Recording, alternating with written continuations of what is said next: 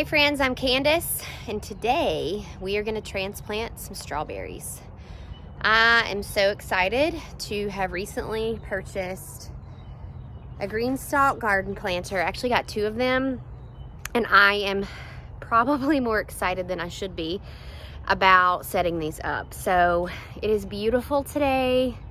I have some ever-bearing strawberries that I'm going to dig up and put in this Greenstalk and leave that up in my garden. I've read that strawberries do a lot better in planting containers like this, so we're gonna give it a go. And I am gonna be using this Happy Frog potting soil from Fox Farm.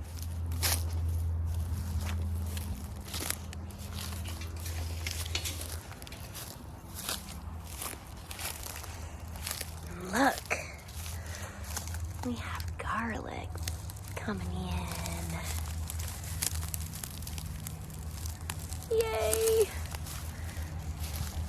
I intended to plant more and I just never did. It's probably too late at this point, but this is going to be elephant garlic variety, which is much bigger, and it's the same thing we planted last year.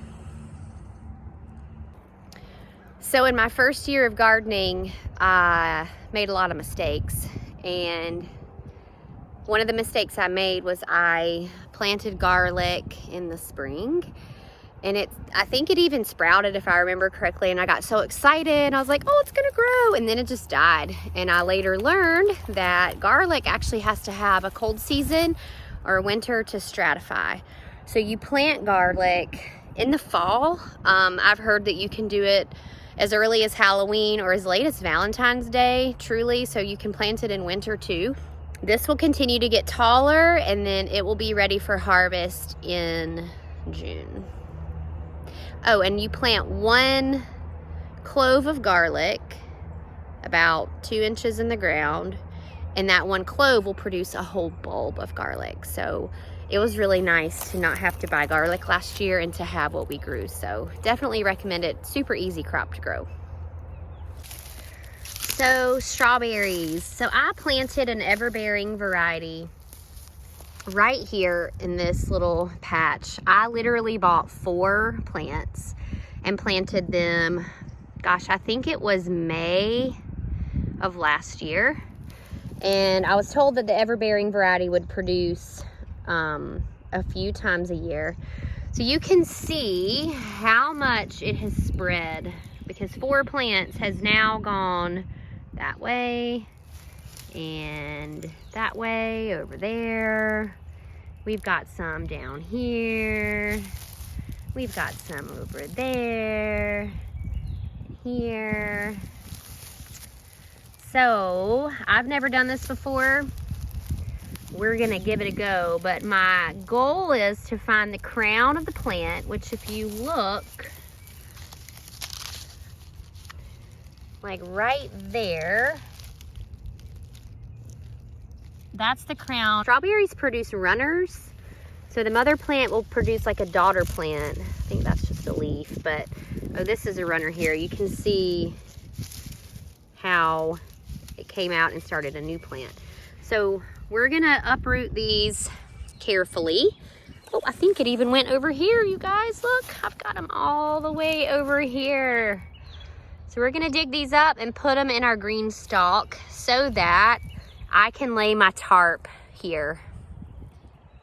But when I started, I noticed, here's a really good example of a runner. If you can see this, how tight that is right there.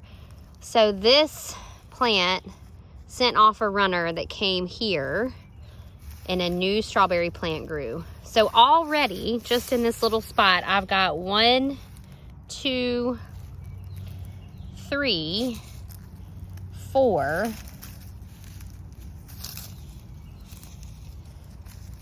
5, 6 strawberry plants that I'm gonna be able to plant in my Greenstalk. I'm so excited. So you remember I told you I had a 5th grow bag that I wasn't using. Looks like I won't ever use it again. Let me show you what happened. Something had a little nibble party. So, I don't know. We're gonna say that was probably a rabbit or some sort of go for, I don't know, but it's not usable now, y'all. Good riddance, grow bag. So the tools I'm gonna use for this are a gardening knife, and then I also have a pitchfork.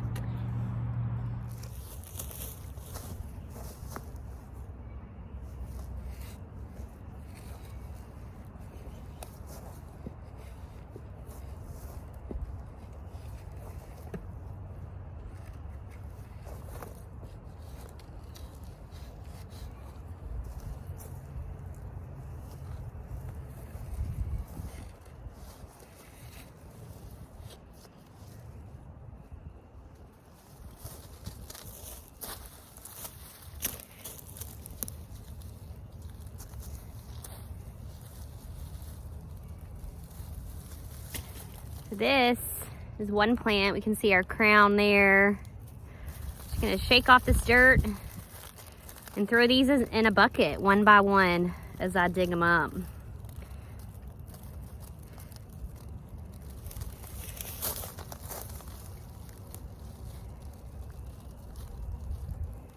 You wanna make sure your root ball, that's this part, is bigger than your top, the top of your plant. Shout out to Farmer Matt for that tip. Thanks for all that you teach me.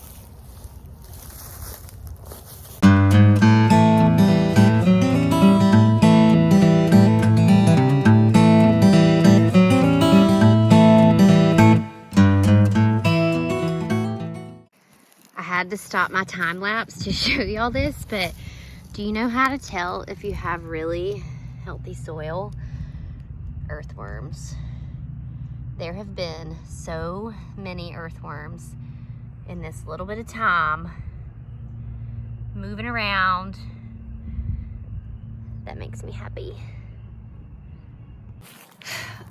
And remember I said I've never done this before, and so I watched a few videos of different people that transplanted strawberries, and one guy that I watched said that, you know, he literally just used his hands and ripped the strawberries out of the ground, and then I saw another guy that didn't do it that way. He used a pitchfork. And look, let me show you why I think a pitchfork is better. Look how long the root system is on this plant.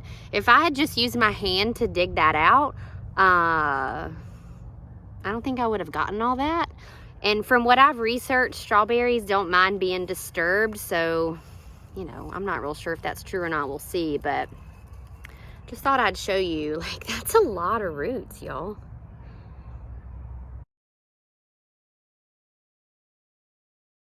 I said I was gonna be real on this channel, so I just started crying, and I didn't expect to do that. But you know, a lot of times when I'm out here, I pray and I just thank God for the blessings of being on this land and living the life that we get to live. There was a time when my life looked really different, and I worked, you know, full time out of the home, and I'm not saying there's anything wrong with that. But it just really makes me grateful for where I am today and for what I get to do, the opportunity I have to steward life on this, on land, on God's creation. It's pretty unexplainable, you guys. So thanks for letting me be real. So I got a whole bucket full of plants, and I did this whole area that you see here. I still have that area back there. Looks like it goes almost all the way to the fence and this way. And I'm gonna go inside and make my children some lunch and come back and finish this in a little bit. You wanna play, don't you? You're a good boy. You're a good boy. This is Steve. He's the best boy ever. Give it to me. Drop it. Let me have it.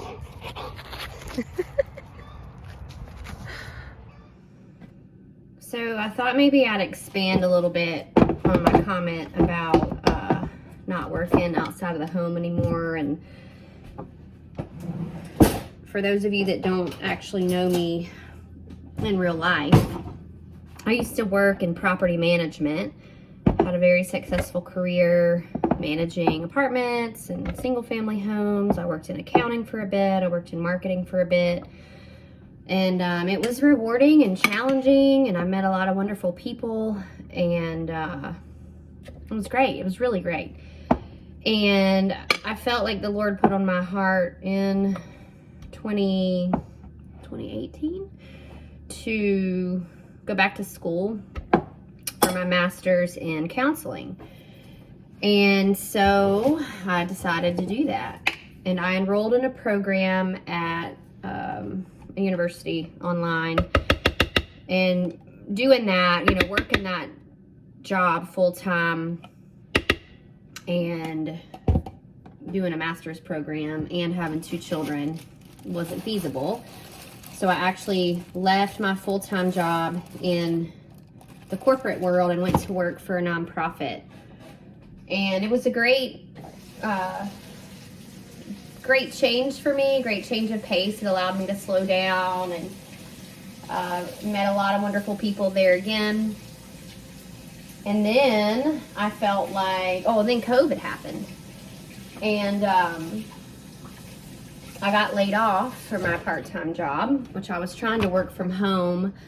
And at the time, my oldest daughter was in 2nd grade. And, you know, once the whole virtual school thing happened, and I could just sort of see the writing on the wall with what was going to go down in the world, and we decided to unenroll her from public school. And I started homeschooling on top of being in graduate school and trying to work from home part-time. And so it wasn't long after that that I knew that I couldn't work anymore. And around this same time, we moved. And I shared about that in my gardening video if you saw, but we moved in 2020, in the summer actually, out to this land. And in our old house, one morning in my quiet time, I don't know why I just chopped that because I'm going to put it in the food processor. But the Lord God speaks to me a lot of times in visuals. And he's so kind that he talks to us in ways that we can understand. But I got a visual of a garden bed. And it was a raised bed, like with a wood frame. And everything had been taken out of the garden by the root and was laying outside of the garden bed. You could see the roots and then exposed, and then this bare soil in the middle of this raised bed. And, you know, I took that as, well, and I actually heard, you know, didn't like hear a voice of God like James Earl Jones or anything like that, but I think people that hear from the Lord know what I'm saying. Like when you hear God speak, you just know it's him. But he said, be careful what you put back in here. And it got my attention. And it wasn't long after that that we changed a lot of things in our life. I stopped working. We moved out of the city, out to some land. We started homeschooling our children. We left the church we were in fellowship at. Started homesteading. I started gardening. You know, there was a lot of stuff that changed. But I felt like in another time, God really spoke to me and said, get ready. And so we're trying. You know, we're trying to be sustainable. We're trying to grow our own food. We're trying to pull out of some of the systems in the world and depend less on men and more on God's provision, and for him to give us wisdom of how we can be good stewards of what we have. So, like I said, I was really grateful for my time to work outside of the home. It's a really different life to be a stay-at-home mom, but it's also so rewarding and beautiful, and I wouldn't trade it for anything in the world. So if you're watching this and you knew me back in that old life, I'm sorry for the way that I was. My heart was a lot harder then, and I was really chasing after things of the world, not realizing that there was so much more. And I'm not saying that you can't have a soft heart and work in the working world. I'm not saying that at all. I'm just saying in my journey specifically, I was very hard-hearted. And in the name of my channel, Mama Chose Joy, there's such a story there too. Maybe one day I'll share that. But it has a lot to do with when I sort of saw a difference in who I was when I was caught up in success and money and working and chasing after promotions and things like that, and who I became when I slowed down and I just focused on what was right in front of me. So sometimes I feel guilty that I don't work out a lot, but then I garden for a little bit and I'm like, I don't really have to because it's hard work.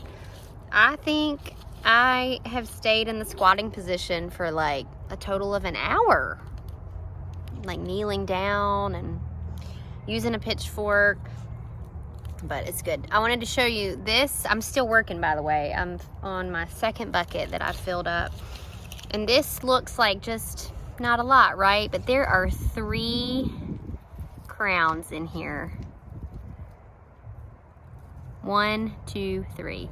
3 plants from this, you guys. I only started this whole strawberry patch with 4 plants, so I'm a little mind blown, and I'm starting to, like, in my mind guess, like, how many plants do I think I'm gonna have? I'm probably like up to 80 at this point, so super fun.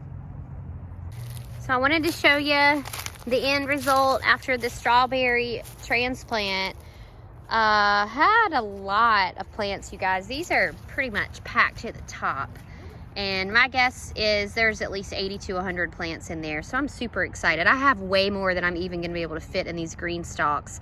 So I did leave a couple in the ground, like back here. You'll see there's some that I didn't pull up. 2 reasons for that. The first reason is I was pretty exhausted and I'm running out of daylight, and the second reason is I kind of want to see if after we lay the silage tarp this week or next week, what's going to happen to these ever-bearing strawberries. Who do you have here? Sunshine. Hey, sweet girl. She got injured last year, and so she's got lots of loving from this sweet girl of mine. And watch here. So we are going to set up the Greenstalk, and the first thing you should know about the Greenstalk is you need level ground. So I have already used a level to figure out where it should go, and I got a spot scoped out in garden number 2. That's what we call the new garden. But now we're going to fill up these tiers.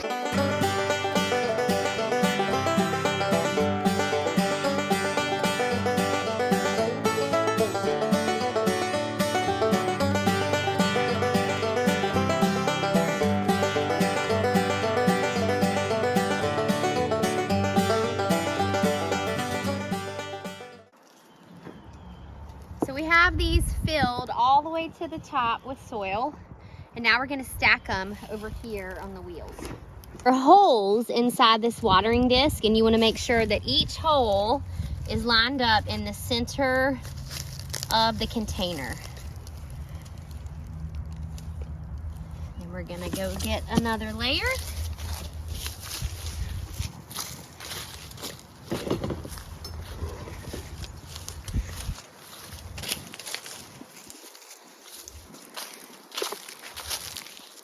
And then you just stack. There's little grooves that you line up all the way around. Nice and flat. And I'm going to put that one on, make sure the holes are lined up.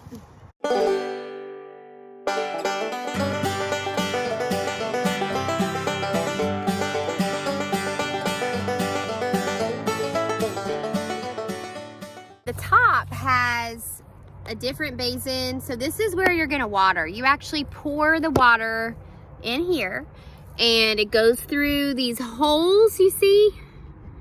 And it percolates the water all the way down so it waters evenly. And from what I've read about reviews of other vertical planters, this is the best because the watering system is even. So we're gonna be putting all those strawberries that I just transplanted or uprooted into this. I'm really excited. I've heard that strawberries do great in this. And you might be wondering about the soil. So yes, there was a little bit of an investment up front on the soil. I like to get good quality organic soil. I'm not gonna cut corners on that because it matters to me.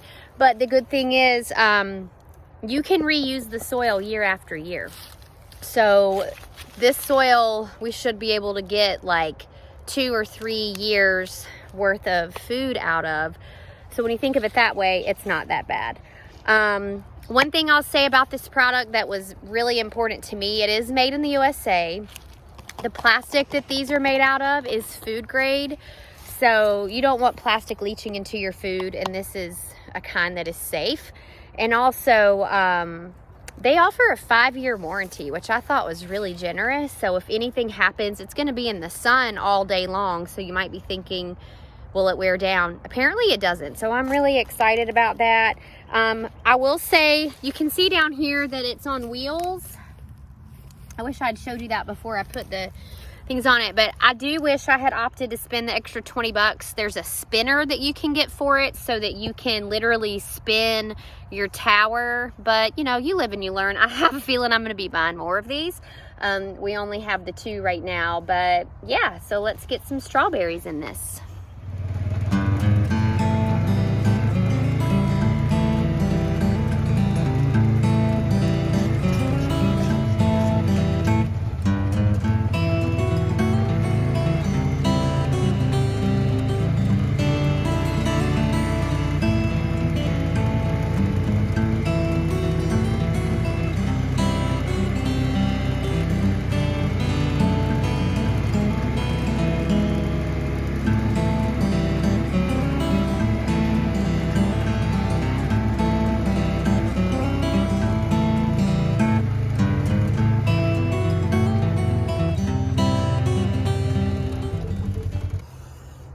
One thing you might not realize is our garden is not very close to our house. So I use this Ranger a lot to transport things. And in the regular season, spring and summer, we have hoses that we run up here for watering. But right now, all of our hoses are winterized. So I needed to get water for the Greenstalk, and I had to do it a real redneck way. And you know that song, well, my grandpa used to sing this song, "There's a hole in the bucket, dear Liza." It's like, there's a hole in the bucket, dear Liza, dear Liza. Maybe I'm the only one that heard that. But that's kind of what I feel like right now, because there was water like sloshing around everywhere and I lost half of what I had. That's okay. So initial setup for the Greenstalk, you have to fill this 3 times. So you fill it up, let it run down, fill it up again, let it run down, fill it up again, let it run down. So that's what we're about to do before we plant anything in it. So I wanted to show you the water goes in. There were leaves in my watering can. That's why there are leaves in that, but they drip down. And then they drip down some more. For some reason we're not, oh yeah, it is dripping there. I see it underneath. And then we're dripping here. And then you can see it comes out at the very bottom. It did come with a tube, so you can divert the water if you want to do that.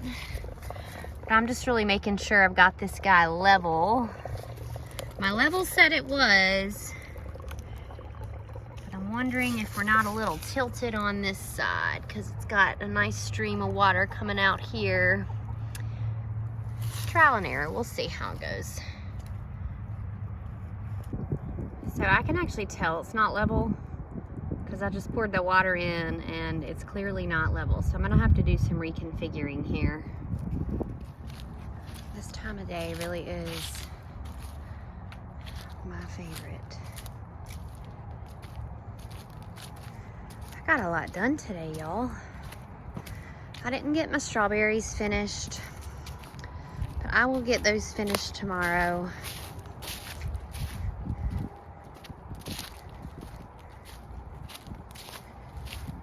Hey, ladies. You going back to your bed?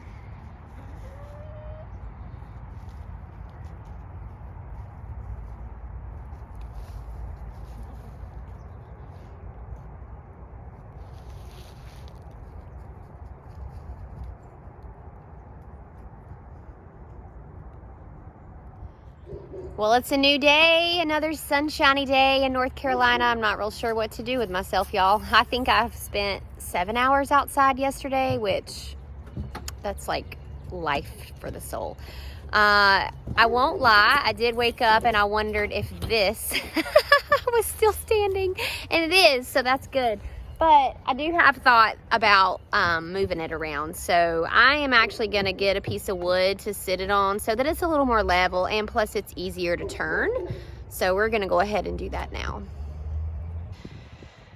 So we are gonna take a little bit of a different direction here. I was having a hard time getting my ground level to put the Greenstalk in a new spot. And I already have probably 100 strawberry plants that I dug up yesterday that I really need to get planted. So what I'm gonna do is just go ahead and plant them into the individual tiers, and then put those tiers back in the garden in the fenced area on the ground so the deer don't eat them. So we're gonna plant these strawberries. And when you plant strawberry transplants, it's really important that the crown, which is this part here, is above the ground. So I'm gonna be pulling off a lot of these like dead runners, and just taking my hand, pulling back a little bit of soil here to bury those roots. Tuck the dirt back in.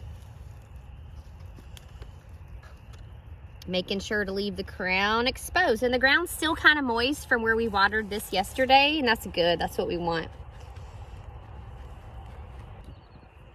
So this, I want you to see, this is actually 2 plants. Look, we have 2 crowns right there. So I can separate this out very gently.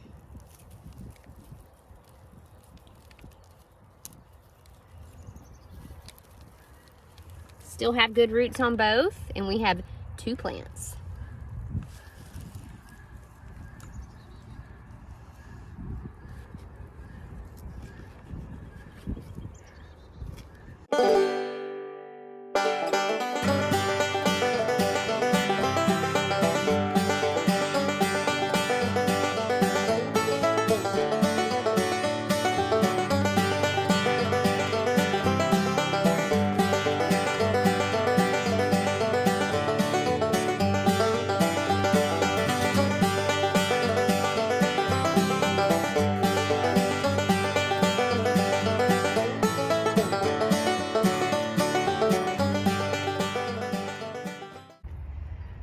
So we got the strawberries planted in all 5 tiers. So we have 30 strawberry plants. I am gonna go ahead and water these just because I brought water up to the garden with me. So I'm gonna do it. I'm just gonna water them each in the little gray tops here. That one I'll put this back on. But look how many we still have left. We barely put a dent in that bucket, and we still have all of these.